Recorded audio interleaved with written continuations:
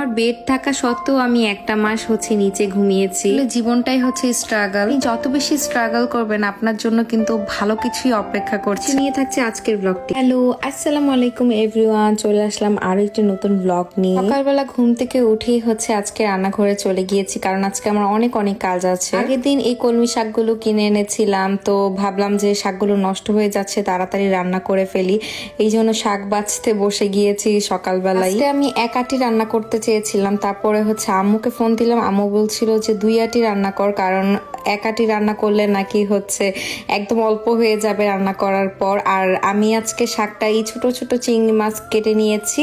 এই চিংড়ি মাছটা দিয়ে আমি রান্না করব। এটা আমি আমার ননাসের কাছ থেকে শিখেছি। এই বড় চিংড়ি মাছগুলোকে আমি ভুনা করব, আর সাথে আজকে ডালও রান্না করব, কারণ ডাল ছাড়া তো সে একদমই খেতেই পারে না। মাছগুলোকে ভেজে তারপরে আমি ভুনা করব আর কি, পেঁয়াজ দিয়ে। মেশিনে কাপড় ধুতে দিয়েছিলাম, তারপরে আমি যখন কাপড় শুকাতে দিব দেখি কি যে 100 টাকা পড়ে আছে। মনে হয় তার পকেট থেকেই পড়েছে, আমি চেক করিনি। আসলে প্রতিদিন এরকম 100 টাকা রেখে দিলে ভালোই হয় আমার জন্য। পুরাটা সময় আম্মুর সাথে ফোনে কথা বলতে বলতে রান্না করেছি, এই জন্য আর কোনো ভিডিও করতে পারিনি। এরপর আমি মাটি কিনে এনেছিলাম, আর এই গাছগুলোতে আমি একটু মাটি দিচ্ছি, কারণ আমার গাছগুলো একটু দুর্বল হয়ে গিয়েছে। আর অনেকেই আমার এই প্ল্যান্টের স্ট্যান্ডটার কথা জিজ্ঞেস করছিলেন। এই স্ট্যান্ডটা মাত্র আমি 280 টাকা দিয়ে কিনেছি জাপানে। অনেকেই ভাবতে পারেন যে এত কম দামে কিভাবে কিনলেন। পুরান দোকানে যখন সোফা কিনতে গিয়েছিলাম তখন এই স্ট্যান্ডটা দেখেছি, তো আমার খুবই ভালো লেগেছে। আমি ভাবলাম যে না, এটা আমি কিনে ফেলি, এটার মধ্যে আমি গাছ সুন্দর করে সাজিয়ে রাখবো। আর গাছটা সাজানোর পর এখন জাস্ট আপনারা দেখবেন যে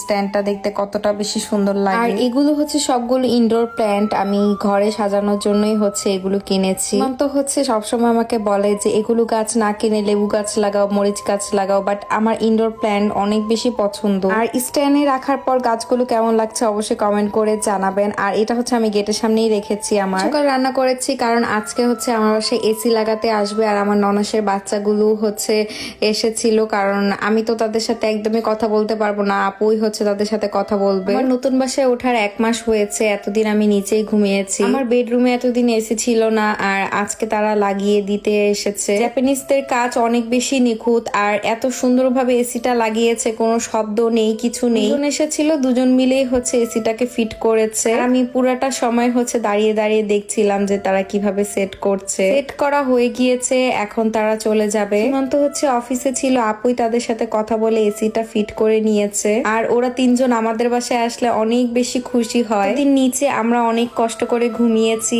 আর আজকে আমরা বেডরুমে ঘুমাবো এই প্রথম।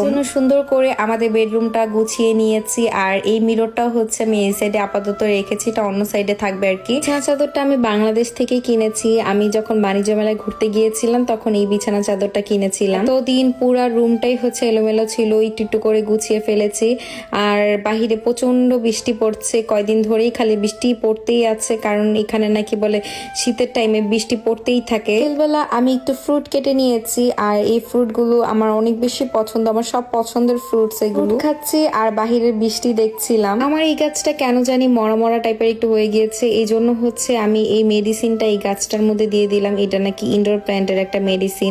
5:30 বাজে সেদিন অফিস শেষ হয়ে যায়, আমরা 6টা বাজে বের হয়েছি, আর বাহিরে দেখছি এত পরিমাণের রোদ। আসলে জাপানের ওয়েদারের ব্যাপারে আমি কিছু বুঝি না, কখন রোদ উঠে কখন বৃষ্টি নামে। একটা হেয়ার কালার কিনেছি, ভাবছি যে হেয়ার কালার করব নতুন করে। সেই 1 বছর আগে এই হেয়ার কালারটা করেছিলাম, এখনো আছে। আমার কেন জানি মনে হচ্ছে আমার আরেকবার একটু হেয়ার কালার করা দরকার। আমি রিসেন্টলি হেয়ারে কি ইউজ করছি না ইউজ করছি সব কিন্তু আমার নতুন একটা পেজ খুলছি আমি, সেখানে আপনারা দেখতে পাবেন। এখানে আমি আপনাদেরকে ভিডিওর মাধ্যমে দেখিয়ে দিব যে আমি চুলে রিসেন্টলি কি ইউজ করছি, যে আমার চুলটা এত সুন্দর সিল্কি অ্যান্ড শাইন করছে। তো আপনাদের তো বলতে ভুলে গিয়েছি, আজকে একটু আমরা শপিং এ যাচ্ছি, আমরা একটু ঘুরতে যাব কয়েকদিন পর। মেইনলি দেখতে গিয়েছিলাম, তারপর আমার এই স্কার্টটা আর ভিতরে এই হোয়াইট টি শার্টটা খুবই পছন্দ হয়েছে, এই জন্য আমি এই স্কার্টটা আর হোয়াইট টি শার্টটা নিয়েছিলাম, সাথে একটা বেল্টও কিনেছি। স্কার্টটা আমার খুবই পছন্দ হয়েছিল, একটু ফিশ কাটিং টাইপের ছিল স্কার্টটা। আমি ব্লু কালার শার্ট দিয়ে পরবো না, আমি একটা পিঙ্ক কালার শার্ট আর